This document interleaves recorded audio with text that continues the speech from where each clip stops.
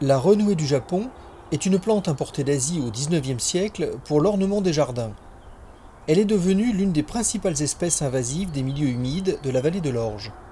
Très vigoureuse, elle possède la capacité d'éliminer ses concurrents, ce qui en fait un danger pour la biodiversité. Depuis une dizaine d'années, de nombreuses expérimentations sont menées par le syndicat de l'Orge pour tenter d'enrayer sa prolifération. Mais l'entreprise est difficile car il suffit d'un simple morceau de tige ou de rhizome pour que la plante se reproduise par bouturage.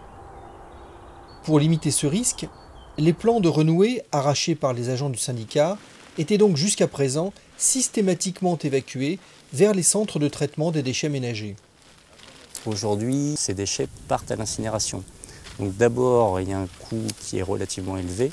Et puis, en tant qu'écologue, c'est quelque chose de difficile à accepter. Donc nous, ce qu'on cherche à développer, c'est des moyens de valorisation des déchets verts.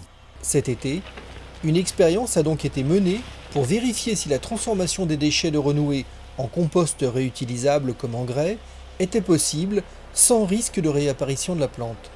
L'expérimentation est menée en partenariat avec une compostière installée à Limours qui transforme déjà depuis plus de 15 ans les déchets verts du syndicat de l'Orge. Est-ce qu'on peut réutiliser le compost issu du traitement de renouée du Japon sans risque? Évidemment, moi ça m'intéresse. Mes clients ne me le disent pas forcément, mais il y a quand même de fortes chances que par moment je rentre de la renouée du Japon. Je fournis du compost sur des fermes qui sont agréées en agriculture biologique. Et il ne s'agit pas que j'aille leur mettre des renouées du Japon dans leurs parcelles qui ne puissent plus détruire par la suite, ça serait une catastrophe.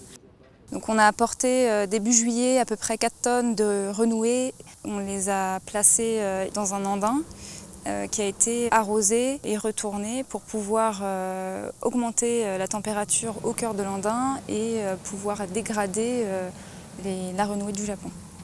Le travail des micro-organismes fait que la température monte entre 70 et 80 degrés à l'intérieur des tas. Et pour nous, c'est très intéressant parce que ça va détruire tout ce qui est bactéries, germes pathogènes. Et donc, ça va aseptiser le futur compost. Quand on cherche déjà des fragments de renouée, bon, on a du mal à en trouver, mais on en trouve.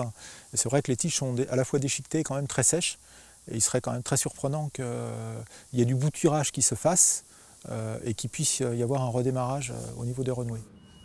Donc on se laisse 4 mois pour traiter la plante en compostage, avec différents suivis, des suivis très réguliers au début, un passage par semaine, et puis plus étalé ensuite dans le temps. Et ensuite, on déposera sur un site test l'ensemble du compost, et puis on se laissera donc toute une saison de végétation, c'est-à-dire le printemps 2019, pour voir l'évolution sur le terrain.